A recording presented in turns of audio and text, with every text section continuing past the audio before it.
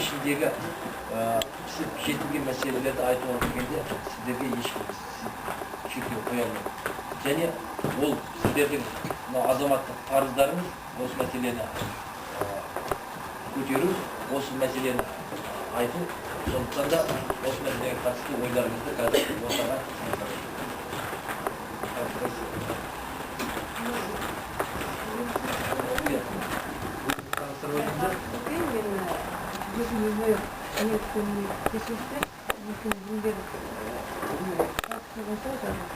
мен деген осы таңға қарасақ бір сөз білмейтін қазақ болған. Bir söz bilmeydim o қазақша, bir söz bilmeydim қазақ болған. Бірақ орысша айтқанда гражданская позиция деп ойлаймын. Сондықтан менің ата-аналарым өзінің ниетіме дұрыс қарап, сондай не неткеннен воспитание получили, да, видимо. Сондықтан қазір мен қазақша сөйлеймін, қазақша оқимын. Заман басымен қазақ редакторлердің жұмыстарын өзім қарап отырамын.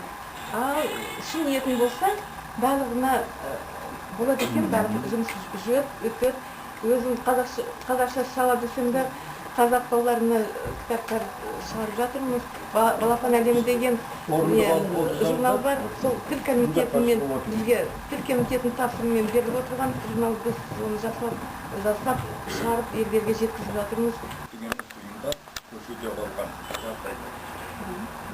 Міне біз ең алғаш келдік, міне Алашының бірлестіктер одағын құрдық. Сонымен келген уақытта мына әкімшіліктің залында бізді қасқыр өркен ешкідей қабылдап, міне сол арада біз түске дейін соқпақтасып, бірінші күні біз өзіміздің мінезімізді көрсетіп, мына дүние деген бұл халықты қорлау, бұл мемлекетті қорлау деген мәселе. Неге десеңіз, сіздер барлықтарыңыз сауатты адамдарсыздар, білесіздер, бұл Қазақстан мемлекеті, бұл ұлттық мемлекет.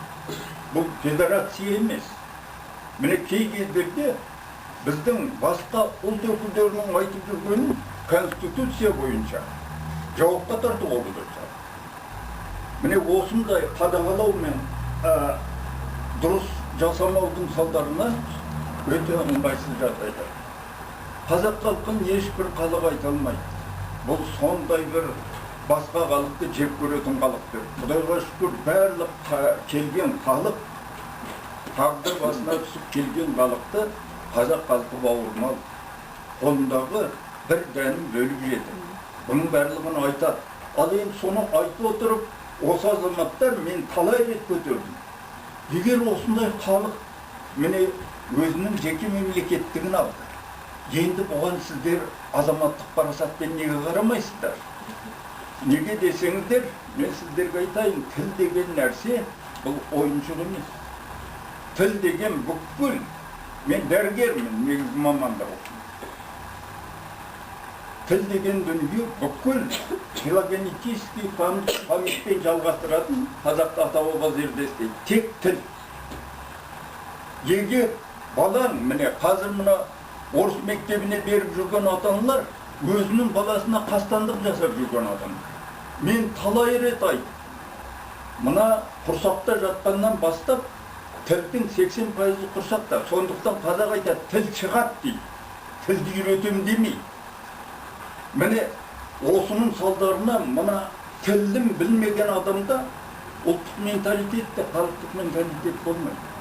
Сіздерге менің досым араласып жүрген Олжас біздің талантты адамның бірі. Ал ата-баба зердесімен байланыспаған себебін міне қазір тәуелсіздікті алғанда көрсетті. Ол жерден көп нәрседен ақсап, халықтың арасында қазір өте жайсыз пікірлер. Қандай кісілер баруы тиіс деген сияқты мәселені бізге нақты айту керек.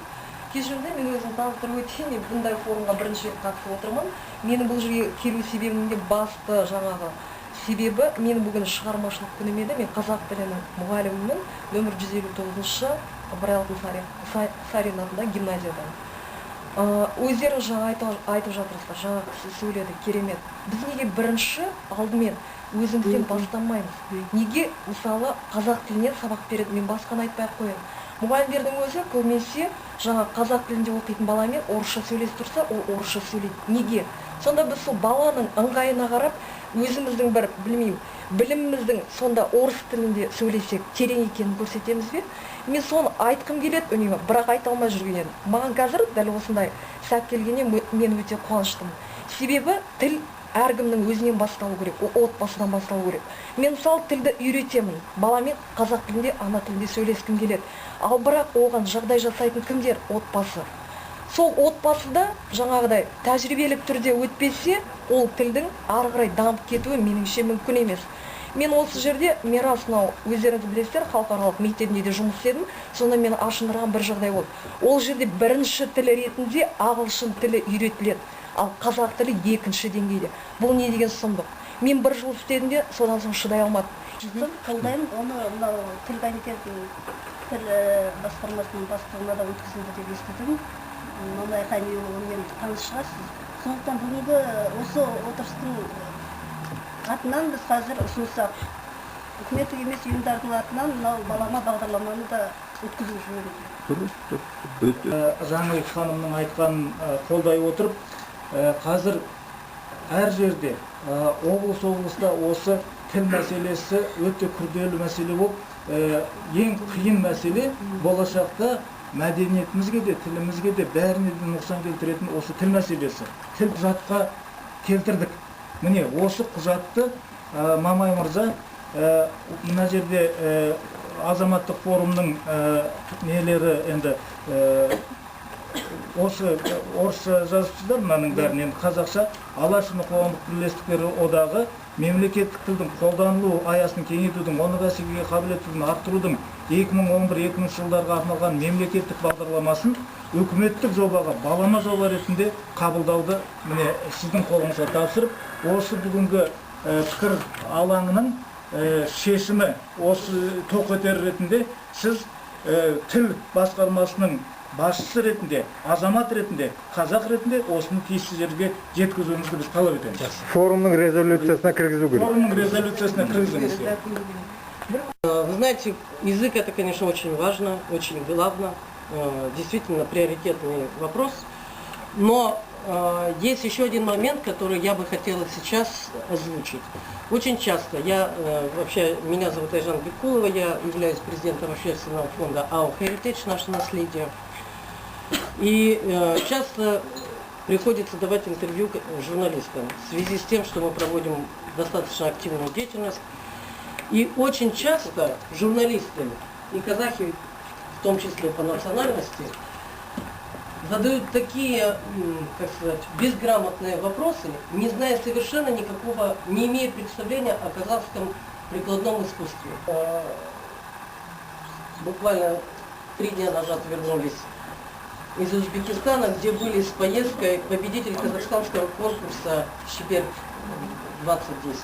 Узбекам и государство находит, при всей сложности экономической ситуации, находит средства, находит возможность дать людям искусство, вот такой роскошный дворец. Почему у них так? А? Потому что ассамблеи нет.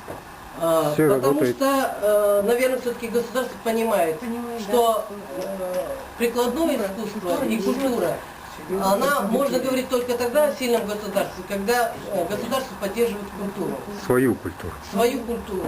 Ну, вы знаете, там идет, по-моему, все культуры, и таджиков, и узбеков, и этнографических. Да. Но не обособляет. Не обособляя. Я не хотела бы сейчас кого-либо противопоставлять. Просто мне кажется, что если в Алмате будет подобный центр, это только обогатит буквально все народы, всю культуру. И мне кажется, все, кто вот сейчас присутствует, они найдут себе там применение. Мне кажется, что это на самом деле ассамблея может взять как инициативу и создать. Ну, на словах только, на бумаге. Хорошо.